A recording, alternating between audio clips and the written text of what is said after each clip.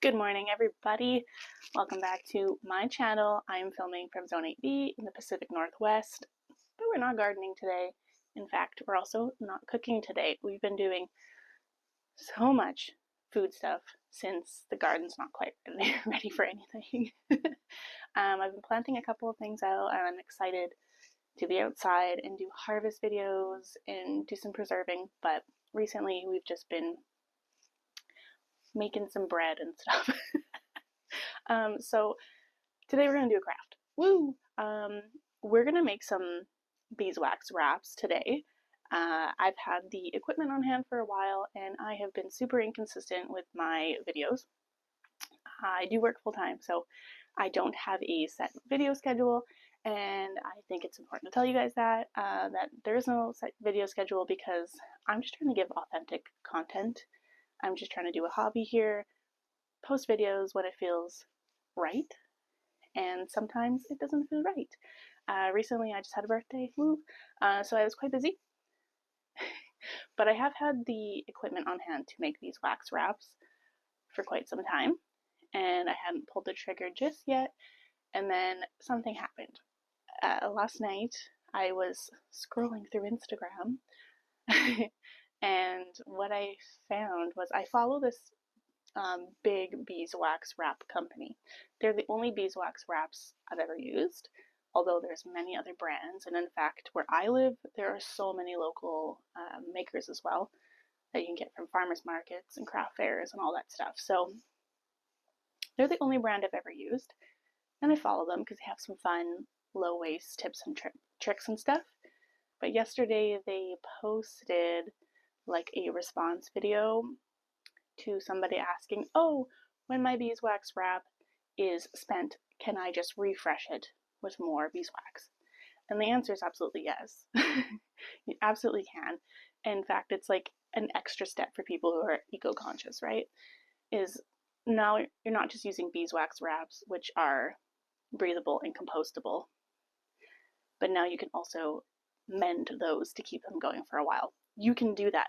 However, it's not in the company's best interest because they need to generate profits, and so they need you to keep buying the wraps. So they don't want you to refresh, which is kind of annoying.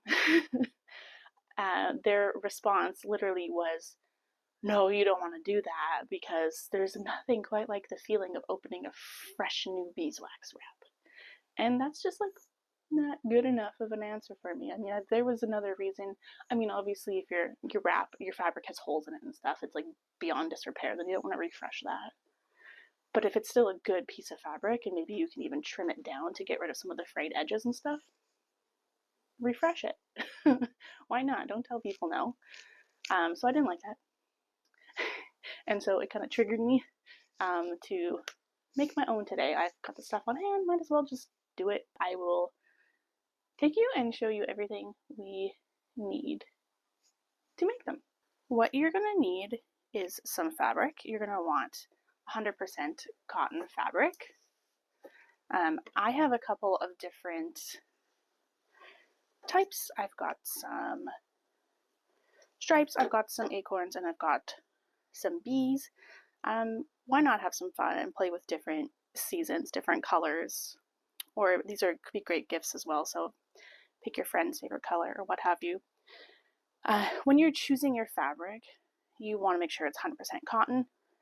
This is going to ensure it so that when your fabric is at the end of its, or your beeswax wrap is at the end of its life and cannot be refreshed anymore, it can go directly into the compost. So that's important. So this recipe we're making today is enough to make 6 square feet of beeswax wraps. I also have 2 sheets of parchment paper. I don't love using plastic and parchment paper, but for this I cannot think of another alternative. If you have one in mind, let me know. But it's just to sandwich the fabric in between. Here I have some pinking shears. This is another reason it took me so long to start this project, because I could not find these secondhand. I had to splurge and treat myself to pinking shears. It's going to give a nice edge.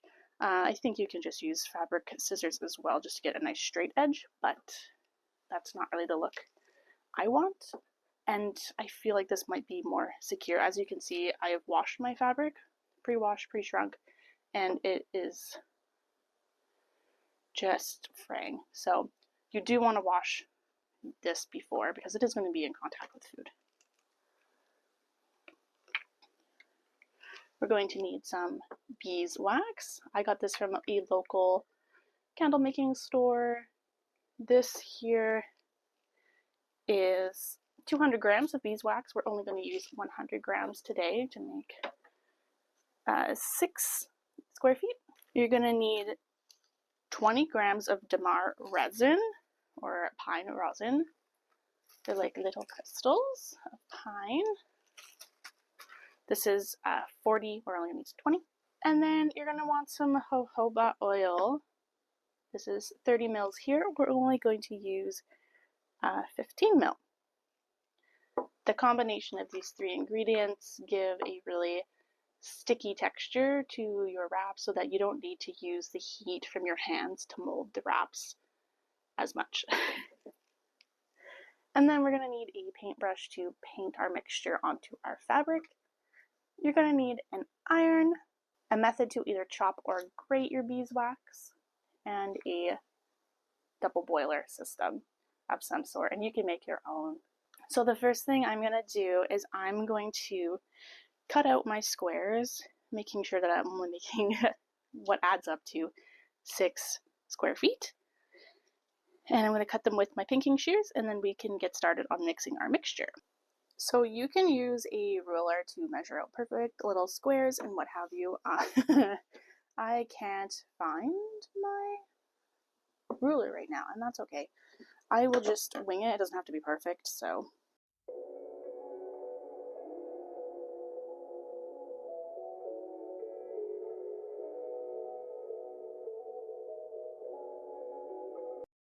Okay, so in order to not waste so much fabric, I think what I'm going to do is I'm going to trim off the edges like I just did, and then I'm going to cut out one larger sheet that's good for a bowl cover, and then 2 smaller ones that would be really great for like mason jar covers or small pieces of cheese.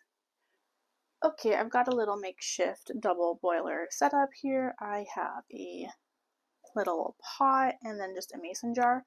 I figured what I'm going to do is I'm going to use this mason jar specifically for this. It has a little chip in it, so I can't use it for canning anymore, so it's a good use for it. And then if I don't use everything, I'm hoping I can just keep it in this jar, and then next time I want to make more beeswax wraps, I can just reheat this in the double boiler again. Not sure how that's going to work, but I figured it's worth the experiment. So I have 100 grams of beeswax all chopped up, and we're going to add that to the double boiler.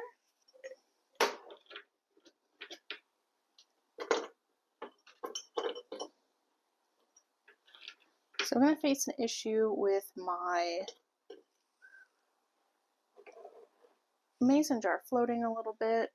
I'm kind of hoping once I add more of my ingredients, it'll stop doing that. If not, I'll have to just hold it. Okay, I'm going to add 20 grams of damar resin. I'm not sure if it's damar or damar, also known as pine rosin, apparently.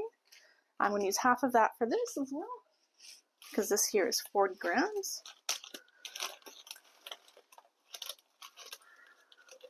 Could measure this out, but I'm just going to eyeball it to halfway.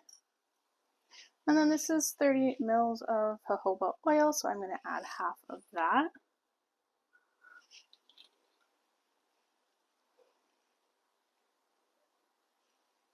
Okay, so we're going to let that heat up and melt together, and then I'm going to keep this as a non-food safe jar now. I'm going to use it for crafts and stuff like this. It's got the chip in it, so.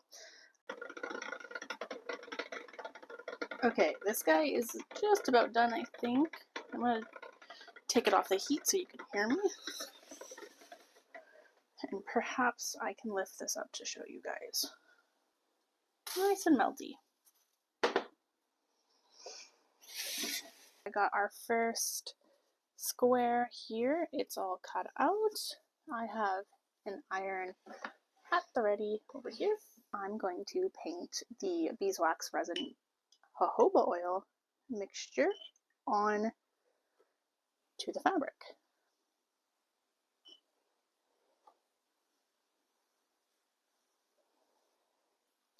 I really want to make sure that I get the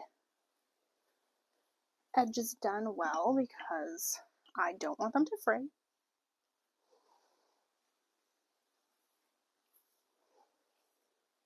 And you don't have to be perfect because the iron will help redistribute everything. If you happen to get beeswax on a surface you don't want, just let it cool and then you can scrape it off. So you can put the second layer on top.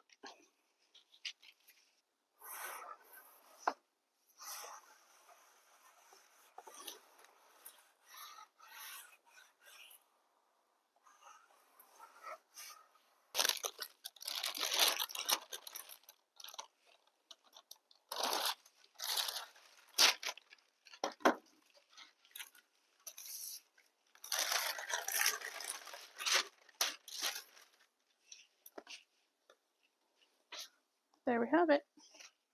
So this is cooling down, but I'm gonna let it sit for a bit and we'll work on a couple of other ones.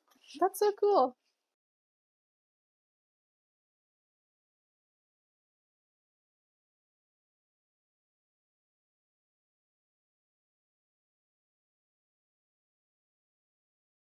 So that's how you make beeswax wraps. In order to use them, just wrap your food using the heat from your hands to mold the beeswax into shape. Be sure to clean your beeswax wraps with cold water and soap. Do not use them with meat products. That's all for today's video. Thank you so much for your likes, shares, and subscribes. They mean the world to me. Stay tuned and I'll see you in the next video. Bye!